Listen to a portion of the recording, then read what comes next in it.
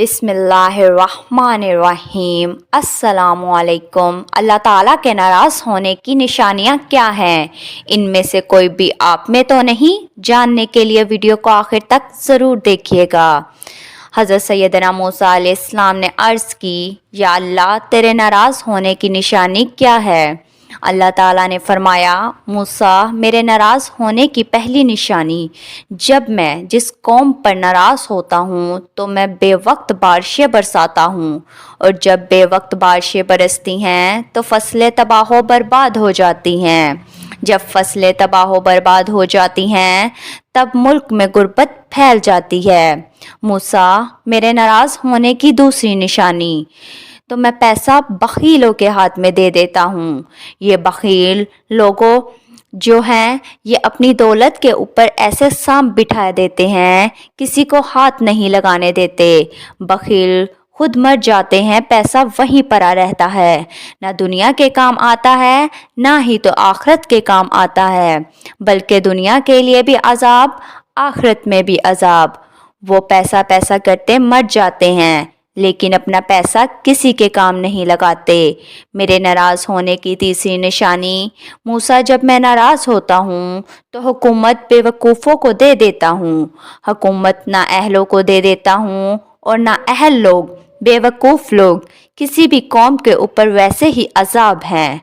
नाज़रीन, आप अपनी आंखों से देख चुके हैं कि बारिशों की वजह से निज़ाम दरम बरम हो चुका है, फसलें तबाह बर्बाद हो गई थीं। इंसान की नाफरमानियों ने ज़मीन को भी डुबो दिया, फसलों को भी डुबो दिया।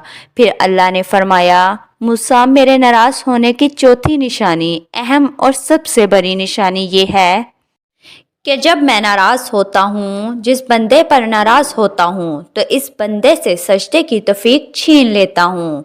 नाज़रीन, अल्लाह जब नाराज़ होता है रोटी बंद नहीं करता, अल्लाह जब नाराज़ होता है रिस्क बंद नहीं करता, अल्लाह जब नाराज़ होता है सूरज को हुक्म नहीं देता कि फ़लाँ शख्स मेरा नाफरमान है, तेरी किरणें इनके आंगन में नहीं जानी चाहिए, हरगिज़ नहीं। अल्लाह जब नाराज़ होता है तो सजदों की तौफीक छीन लेता है।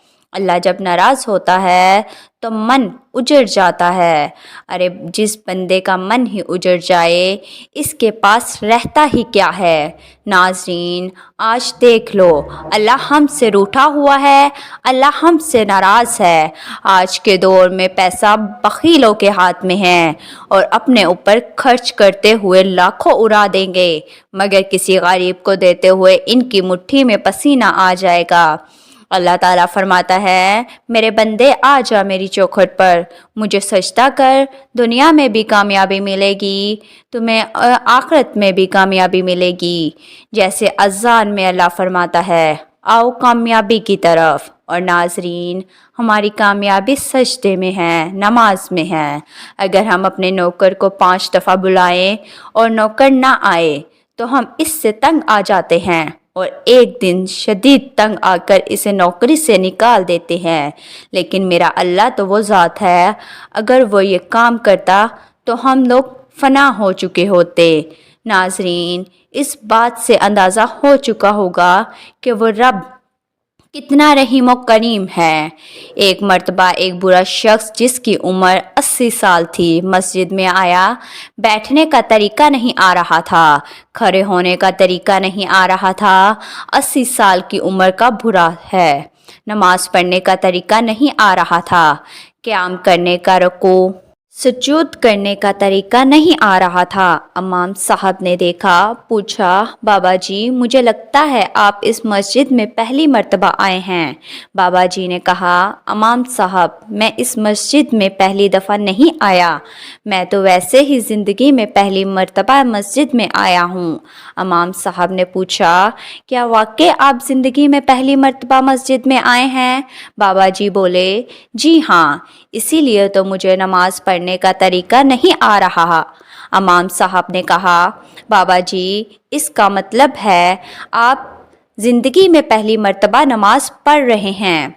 بولے جی میں پہلی مرتبہ نماز پڑھنے آیا ہوں، اس سے پہلے میں نے کبھی نماز نہیں پڑھی۔ امام صاحب نے کہا بابا جی اچھا پھر جمعہ تو پڑھا ہوگا، یہاں آج تک نہیں پڑھا۔ امام صاحب نے کہا اچھا پھر عید الفطر یا عید الاضحیٰ تو پڑھی ہوگی؟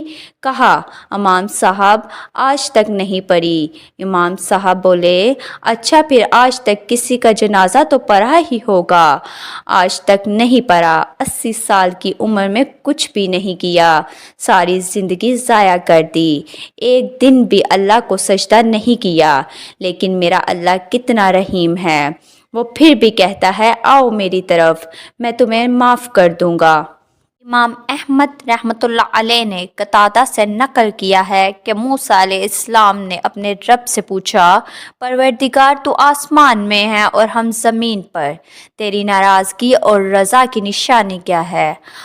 اللہ نے فرمایا جب میں تم پر اہل نیک لوگوں کو مختار بنا دوں تو یہ میری رضا کی نشانی ہے، اور جب تم پر بدترین لوگوں کو مسلط کر دوں تو یہ تم سے میری ناراضگی کی نشانی ہے۔ اسی طرح ابن ابیب دنیا رحمۃ اللہ علیہ نے فضیل بن عیاض رضی اللہ عنہ سے نقل کیا ہے کہ اللہ تعالیٰ نے بعض نبی اسلام کو وحی کیا، اگر وہ لوگ جو مجھے جانتے ہیں میری نافرمانیاں کرنے لگے تو میں ان پر ایسے لوگوں کو مسلط کروں گا جو مجھے نہیں جانتے۔